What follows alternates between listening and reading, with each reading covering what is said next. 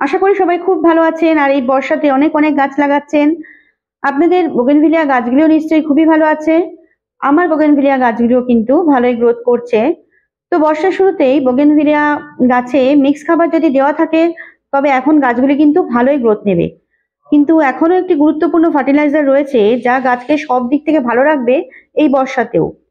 যদি এখনো আপনাদের বোগেনভিলিয়া গাছ প্রপার গ্রোথে না আসে, গাছগুলি বুশি না হয় বা পাতায় কোনো কালো স্পট দেখা যাচ্ছে বা পাতা হলুদ হয়ে যাচ্ছে, মানে ক্লোরোসিস দেখা দিচ্ছে, সেই সব ক্ষেত্রে কিন্তু কিছু ইম্পর্ট্যান্ট ট্রিক্স অ্যাপ্লাই করতে হবে। তো বোগেনভিলিয়া গাছে খাবার বা ফার্টিলাইজার কিন্তু সময় মতো দিয়ে যেতে হবে।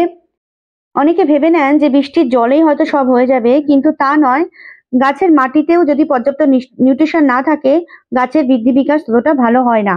আর এই বর্ষাকালে গাছের গ্রোথের উপরে শীতের ফুলও কিন্তু নির্ভর করে। এই জন্য আমি বর্ষার শুরুতেই গাছে জৈব মিক্স খাবার দিয়েছিলাম এবং লাইট প্রুনও করে দিয়েছিলাম, যার ফলে গাছগুলো ভালো গ্রোথ নিতে শুরু করেছে। এই বর্ষার সময় বোগেনভিলিয়া গাছে ফাঙ্গিসাইড দিতে হবে, যেহেতু বর্ষার জলে রুট রট এবং ফাঙ্গাল ইনফেকশনের সম্ভাবনা বেড়ে যায়। এই সময় রোডোমিল গোল্ড, ব্যাভিস্টিন বা যার কাছে যে ফাঙ্গিসাইড আছে সেটাই আপনারা দিতে পারেন। তবে গাছের পাতায় স্প্রে করার পাশাপাশি গাছের গোড়াতেও কিন্তু দিতে হবে। সপ্তাহে একদিন করে 1 লিটার জলে 1 গ্রাম মতো মিক্স করে দিতে হবে। আর এই সময় বোগেনভিলিয়ার কিন্তু একটা বিশেষ রোগ দেখা দেয়, সেটা হলো ক্লোরোসিস।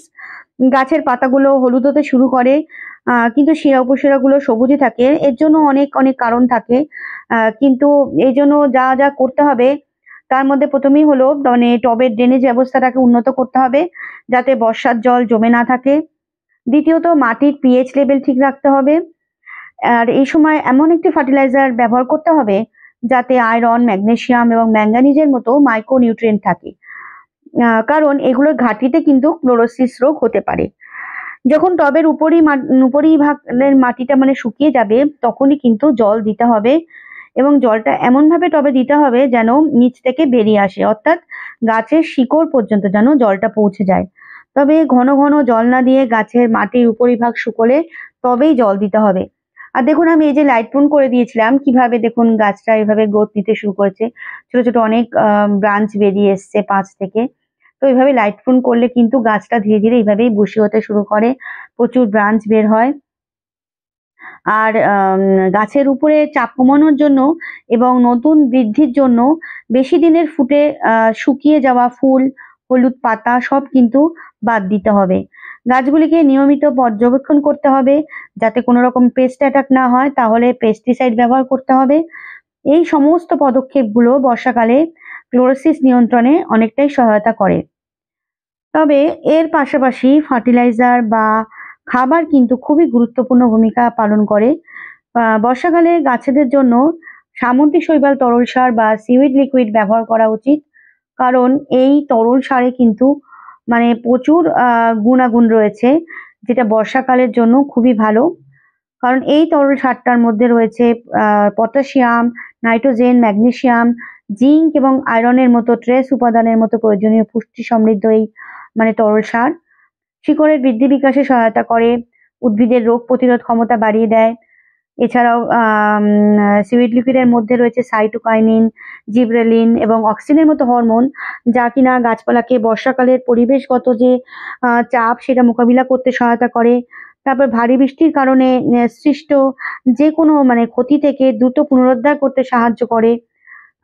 তো এই জন্য বর্ষাকালে সিউইড লিকুইড কিন্তু ব্যবহার করা যেতেই পারে। আর এই সিউইড লিকুইড যেমন দেখুন আমি এখানে সিউইড লিকুইড ব্যবহার করেছি। তো এখানে প্রায় জল নিয়েছি, এই জলের মধ্যে প্রায় 1/2 চামচেরও কম আমি সিউইড লিকুইড নিয়েছি, নিয়ে ভালো করে মিক্স করেছি। আর এর সাথে আমি এনপিকে 05234টাও একটু মিশিয়ে দিয়েছি, কারণ এটাও কিন্তু রুটে খুব ভালো কাজ করে। তো দুটোকে একসঙ্গে ভালো করে মিক্স করে আমি গাছে এইভাবে দিয়ে দিয়েছি। তবে খুব বেশি পরিমাণে দিইনি যাতে গাছ থেকে বেরিয়ে যায়, কম পরিমাণেই দিতে হবে, কারণ বেরিয়ে গেলে খালি খালি ওয়েস্টেজ হবে। তো এইভাবে প্রত্যেকটা গাছের গোড়ায় দিয়ে যেতে হবে। আপনি চাইলে এনপিকে 5234টা কিন্তু স্প্রের মাধ্যমেও গাছে দিতে পারেন। এছাড়াও মাসে 2বার মাইক্রোনিউট্রিয়েন্ট স্প্রে করে দিতে পারেন। তো বন্ধুরা, এইভাবে যত্ন করতে থাকলে আপনার বোগেনভিলিয়া গাছগুলি হেলদি থাকবে এই বর্ষাকালেও, এবং শীতে প্রচুর ফ্লাওয়ারিংও করবে। তো ভিডিওটি আজ এই পর্যন্তই।